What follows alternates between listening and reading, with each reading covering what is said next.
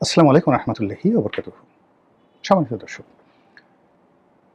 বিএনপির বর্তমান অবস্থা কি? যারা সরকারে আছেন, যারা সংসদে আছেন, সংসদের বাইরে যারা স্থানীয় সরকারে আছেন, কিংবা যারা দলীয় পদপদবিতে আছেন, বা যারা নেই কিন্তু বিএনপি করেন, তাদের মধ্যে এই মুহূর্তে অনুভূতিটা কি? এটি যদি আপনাকে বুঝতে হয়, তাহলে সেই যে আমাদের মরমী কবি, বিখ্যাত মরমী কবি হাসন রাজা, সেটি হলো মানে লোকে বলে বলে রে, ঘরবাড়ি ভালা না আমার, কি ঘর বাঁধিব আমি শূন্যেরও মাঝার। যেখানে আমার ফাউন্ডেশন নেই, মাটি নেই, তো সেখানে বাতাসের উপর আমি কিভাবে ঘর তৈরি করব? কবির সেই কথা। তো যেহেতু বাতাসের উপরে ঘর তৈরি করা যাচ্ছে না, এইজন্য আমি ঘরই তৈরি করিনি। এইজন্য লোকজন আমাকে বলে যে তোমার ঘরবাড়ি ভালো নয়। এখন সিলেটের দুলাভাই, সিলেটের জামাই জনাব তারেক রহমান, আপনি যদি তার বাড়ি ঘরের কথা চিন্তা করেন, মানে একেবারে বস্তুগতভাবে ফিজিক্সে চলে আসি, বগুড়াতে গিয়ে দেখেন তার বাড়িটি পরিত্যক্ত, পৈতৃক বাড়ি পরিত্যক্ত। দীর্ঘদিন তার মা যে বাড়িতে ছিলেন, সে বাড়িটা ভেঙে মাটির সাথে মিশিয়ে দেওয়া হয়েছে। তিনি এখন যে বাড়িটাতে আছেন, এটা হয়তো ভাড়া ছিল, পরিত্যক্ত ছিল। সেই বাড়িতে এখন তিনি একতলা একটা বাড়িতে গুলশানে তিনি আছেন। এগুলো তার বাড়ি। অন্যদিকে তিনি বসবাস করবেন সরকারি বাড়ি। সেই সরকারি বাড়ি তার নেই, যেটি প্রধানমন্ত্রীর সরকারি বাসভবন, গণভবন, সেটি পরিত্যক্ত, ক্ষতবিক্ষত। সেখানে এখন জুলাই জাদুঘর। দ্বিতীয়ত হলো যে আরেকটি বাড়ি আছে, সেটা হলো যমুনা। তার জন্য যমুনা তৈরি করা হয়েছিল, রং করা হয়েছে, সংস্কার করা হয়েছে, তিনি সেখানে ওঠেননি। আমার কাছে মনে হচ্ছে যে এই বাড়িটাকে তিনি একটা ভৌতিক বাড়ি মনে করছেন। এই বাড়িতে যারা উঠেছেন তাদের সবার কপাল পুড়েছে, অপমানিত হয়েছেন, লাঞ্ছিত হয়েছেন, তারপর ধুকে ধুকে মরেছেন। এই বাড়ির প্রথম বাসিন্দা বিচারপতি লতিফুর রহমান। এই বাড়িটি তৈরি করা হয়েছিল ব্যারিস্টার মওদুদ আহমেদের জন্য ভাইস প্রেসিডেন্ট হিসেবে। এই বাড়িটিতে তিনি ওঠার আগেই এরশাদ সাহেব ক্ষমতা হারিয়েছেন, পরিত্যক্ত।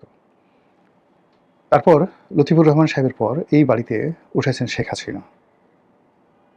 না, শেখ হাসিনার পরে আগে এই বাড়িতে উঠেছিলেন জনাব ফখরুদ্দিন সাহেব, মঈনুদ্দিন ফখরুদ্দিন সাহেব।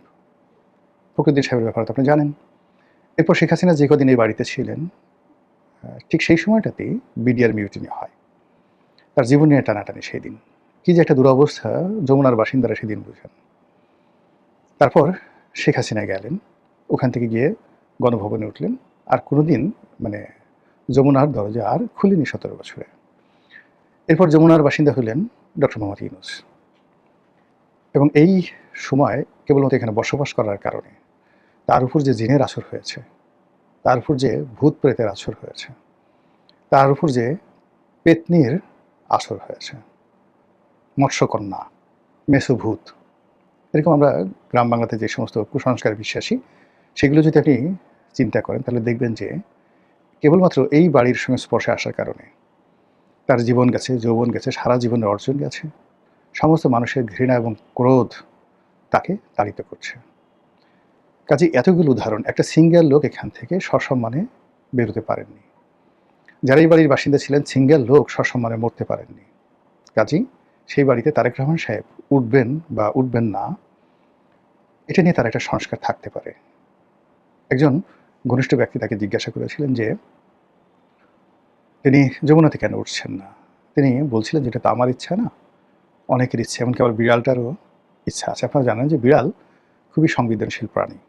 বিড়াল, অনেকে যারা বিড়াল পোষেন তারা জানে যে বিড়াল অশরীরী আত্মা দেখতে পায়, জিন ভূত দেখতে পায়। তো সেক্ষেত্রে সেই যমুনাতে যদি জেবু এসে থাকেন, মানে তারেক রহমান সাহেবের বিড়াল এসে থাকেন, এবং সে যদি ওখানে এসে মুখ কালো করে থাকেন, তাহলে তো বুঝেন যে এটা জেবুর এই অ্যাটিটিউড ওই পরিবারে কী পরিমাণ নেতিবাচক একটা প্রতিক্রিয়া তৈরি করেছে। কথাগুলো বললাম এই অর্থে যে আপনাকে যে কোনো অবস্থাতে যদি মাথা উঁচু করে দাঁড়াতে হয়, শির দ্বারা সোজা করে দাঁড়াতে হয়, তাহলে আপনার বস্তুগত ফিজিক্সের একটা ভালো সম্মিলন থাকতে হবে, অর্থাৎ আপনার একটা বসতি থাকতে হবে। তো ওনার ব্যক্তিগত বসতিও ঠিক নেই, রাজনৈতিক এবং রাষ্ট্রীয় যে বসতি সেটাও ঠিক নেই। উনি সচিবালয়ে বসছেন, কিন্তু ওনার যে কার্যালয়টি, ট্র্যাডিশনাল যে কার্যালয়টি, প্রধানমন্ত্রীর কার্যালয়টি, এটিতে উনি নিয়মিত বসছেন, সম্ভবত বসছেন না। ফলে সচিবালয় কেন্দ্রিক যে প্রধানমন্ত্রীর কর্মযজ্ঞ, এটা আমাদের দেশে এখনও জমে ওঠেনি। আমাদের দেশে মূলত প্রধানমন্ত্রী কার্যালয় কেন্দ্রিক যে তার কর্মযজ্ঞ, যেটি এরশাদ জমানা থেকে এই কার্যালয়টি, বর্তমান যেটা পুরনো বিমানবন্দরের সামনে যেটা আছে প্রধানমন্ত্রীর কার্যালয়, এটাকে কেন্দ্র করে একটা কর্মযজ্ঞ তৈরি হয়েছে।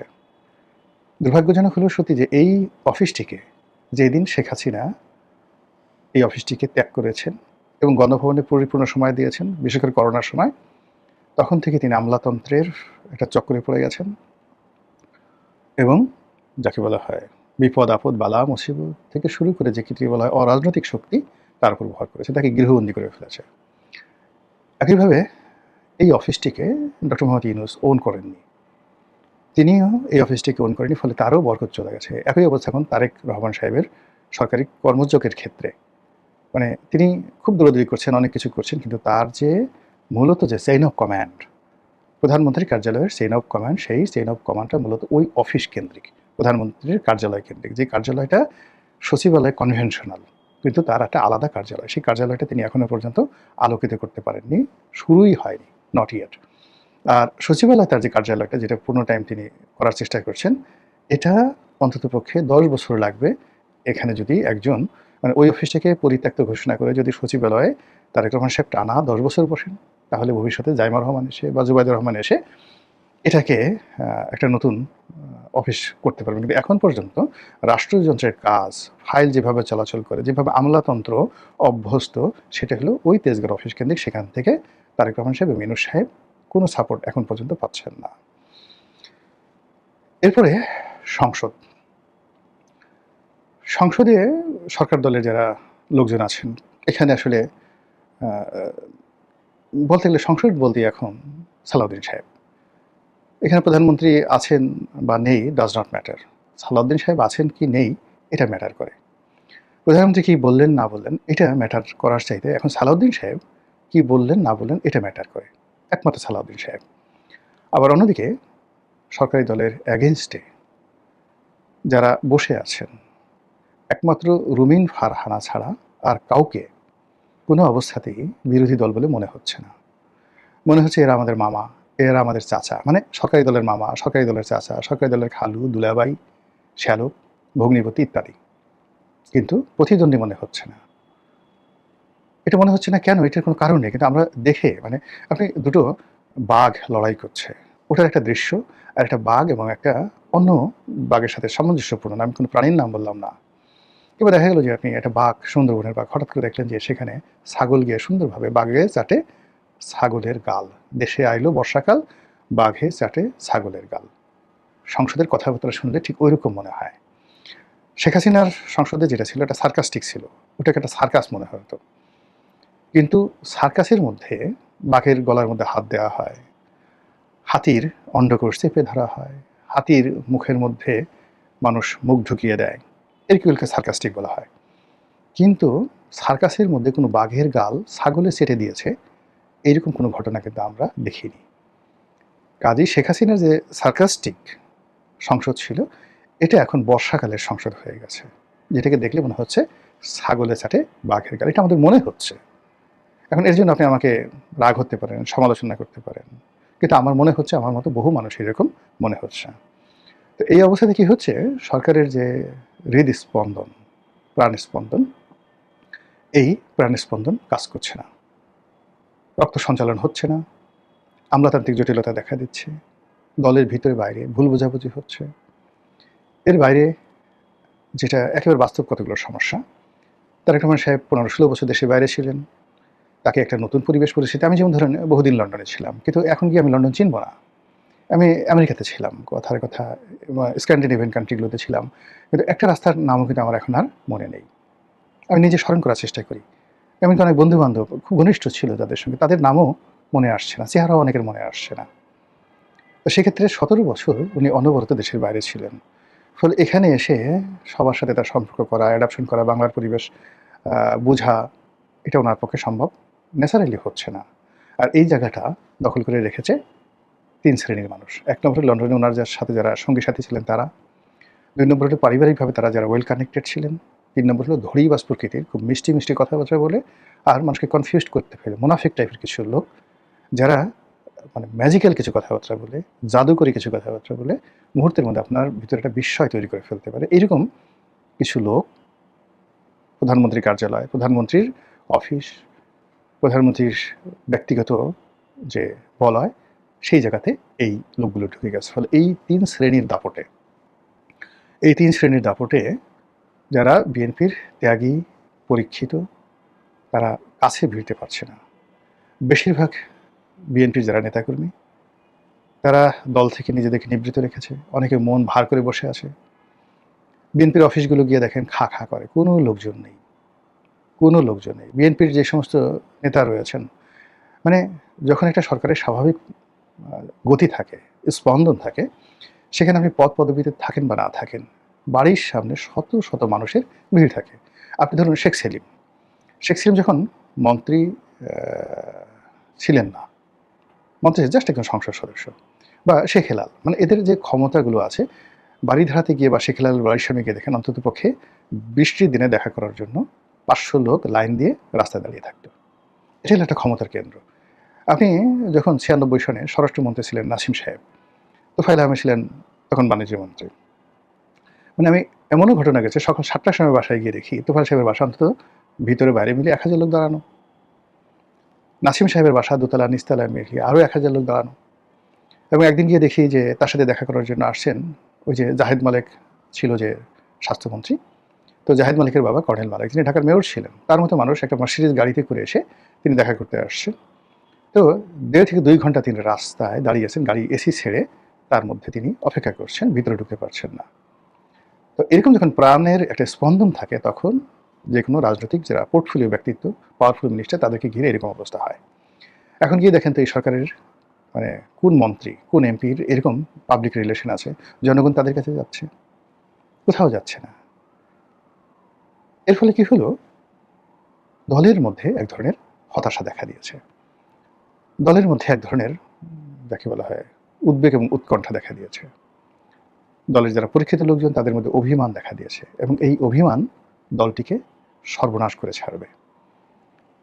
এবং এখান থেকে রাতারাতি বের হওয়ার মতো কোনো রকম পরিকল্পনা সরকারের বা দলের যারা শীর্ষ নেতৃবৃন্দ তাদের আছে বলে মনে হচ্ছে না। দলের যারা ত্যাগী নেতৃবৃন্দ যারা দলকে গুছিয়ে রাখতে পারেন, তাদের কারো হাতে ক্ষমতা নেই। আবার যাদের হাতে ক্ষমতা আছে তাদের সঙ্গে দলের কোনো সম্পর্ক নেই। অন্যদিকে প্রশাসন, লোভনীয় পদপদবি থেকে শুরু করে বিভিন্ন জায়গাতে যত নিয়োগ বদলি হচ্ছে, দলের যারা নেতৃবৃন্দ তারা বেশিরভাগই অভিযোগ করছেন যে এই লোক তো কখনো বিএনপি করেনি, বিএনপির দুঃসময় তো তাদেরকে দেখা যায়নি, এরা এলো কোত্থেকে? বিভিন্ন দূতাবাসে নিয়োগ পাচ্ছে, বিভিন্ন সরকারি অফিসগুলোতে চুক্তিভিত্তিক নিয়োগ পাচ্ছে, কর্পোরেশন নিয়োগ পাচ্ছে, হাতে গোনা ২-৪ জনকে তৃণমূল থেকে ধরে এনে ভালো ভালো পদপদবিতে দেওয়া হচ্ছে বটে, কিন্তু এটা খুব অল্প। কিন্তু ইন জেনারেল যত নিয়োগ বদলি হচ্ছে, এর একটা বিরাট অংশ অভিযোগ আছে যে অর্থের বিনিময় হচ্ছে এবং সে অর্থ যেন তেন নয়। মানে একটা ওসি নিয়োগ বদলিতে যে পরিমাণ টাকার কথা শোনা যাচ্ছে, এই কথা শেখ হাসিনার জমানাতে যারা এই ধরনের কর্মকাণ্ড করতেন তারা শুনলে এখন হার্ট ফেল করবেন। শেখ হাসিনার জমানাতে একজন ডিসি নিয়োগে যে ধরনের দুর্নীতি হতো, এখন যারা দুর্নীতি করছেন তাদের দুর্নীতির বহর দেখলে আগেকার যারা লোকজন আছেন তারা সেন্সলেস হয়ে পড়তো। এই ঘটনাগুলো এখন ঘটছে। এর দায়-দায়িত্ব বিএনপির ঘাড়ে পড়ছে, এর দায়-দায়িত্ব প্রধানমন্ত্রীর ঘাড়ে পড়ছে, কিন্তু কারা এই ঘটনাগুলো করছে? আমরা তাদেরকে চিনি না, আমরা তাদেরকে জানি না। এখানে যারা সুবিধা নিচ্ছে টাকার বিনিময়ে, তাদের একটা বিরাট অংশ জামাতের, তাদের একটা বিরাট অংশ আওয়ামী লীগের। বিএনপির নামকাস্তে কিছু লোক আছে, আর বিএনপির লোক যদি টাকা দিয়ে জমানাতে কাজ করতে হয়, তারা তো সঙ্গতির কারণে হ্যাপি হবে না। এই যে রিসেন্টলি স্নিগ্ধা নামে একটা মডেল আছেন, তিনি সরাসরি অভিযোগ করেছেন যে একজন প্রতিমন্ত্রী পদমর্যাদার একজন লোক, তিনি টাকা খেয়ে একজন বিতর্কিত ব্যবসায়ীকে তিনি ফেভার করেছেন এবং তার জীবন হারাম করে দিচ্ছেন। এই ধরনের কথাবার্তা মিডিয়াতে সরাসরি আসছে, যেটা বিএনপি জমানাতে হচ্ছে, যেটা আওয়ামী লীগ জমানাতে হতো না কক্ষনো। এখানে বিএনপির অন্ততপক্ষে ৬-৭ জন এমপি, ৩-৪ জন মন্ত্রী, যাদেরকে নিয়ে অকথ্য, অশ্লীল, অশ্রাব্য দুর্নীতি, অনিয়ম, অনাচার, ঘুষ, নিয়োগ, বদলি ইত্যাদির যে অভিযোগগুলো আসছে, এগুলো আসলে আওয়ামী লীগ জমানাতে আসেনি। আপনি চিন্তা করেন যে যদি আপনি এই অল্প সময়ের মধ্যে মীর শাহে আলম কিংবা এই অল্প সময়ের মধ্যে সালাউদ্দিন সাহেব, তাদের বিরুদ্ধে যে অভিযোগগুলো আসছে, এ ধরনের অভিযোগ কি দীপমনির বিরুদ্ধে ছিল? এ ধরনের অভিযোগ কি ওবায়দুল কাদেরের বিরুদ্ধে ছিল? এ ধরনের অভিযোগ কি তাদের এই সাবেক স্বরাষ্ট্রমন্ত্রী আসাদুজ্জামান খান কামালের বিরুদ্ধে ছিল? জাস্ট আপনি দেখেন যে জিনিসগুলো কি। আমরা এখন তাদের ক্ষমতা হারানোর পর অনেক কথা বলছি, কিন্তু দীর্ঘ ১৭টা বছর ধরে তারা যে ক্ষমতায় ছিলেন, সেই ক্ষমতায় থাকায় তাদের বিরুদ্ধে রাজনৈতিক ক্রোধ ছিল, ক্ষোভ ছিল, অভিযোগ ছিল। কিন্তু ইন পারসন সেই ওবায়দুল কাদের নিয়োগ দিয়ে এখানে টাকা নিয়েছেন, ওবায়দুল কাদের ভাইকে ব্যবসা দিয়েছেন, বাণিজ্য দিয়েছেন, ওবায়দুল কাদের তার নিজের ছেলেমেয়ের নামে এই কাজ করেছেন। মানে এই জিনিসগুলো আমরা শুনিনি। কিন্তু এখন সেই জিনিসগুলো শোনা যাচ্ছে। ব্যাপক আকারে শোনা যাচ্ছে, কিন্তু সরকার একটা বিষয়েরও সুরাহা করতে পারছে না। ফলে কি হলো? সরকারের যে একটা নিউক্লিয়াস আছে, সেই নিউক্লিয়াসের মধ্যে যে সার্কেল থাকে, নিউক্লিয়াসের মধ্যে ইলেকট্রন থাকে, প্রোটন থাকে। সেই নিউক্লিয়াসের মধ্যে অন্য যে সমস্ত বিষয় থাকে, বা সরকারের একটা কোষ আছে, সেল। সেই সেলের মধ্যে কতগুলো জেল থাকে। জেল না থাকলে কখনো সেল গঠিত হয় না। সরকারের মধ্যেও আপনার জেল থাকা লাগবে, আর ইলেকট্রন প্রোটন থাকা লাগবে, নিউক্লিয়াস থাকা লাগবে। ঠিক সেই জায়গাগুলো এখন নেই। ফলে কি হচ্ছে? গাড়ি চলে না।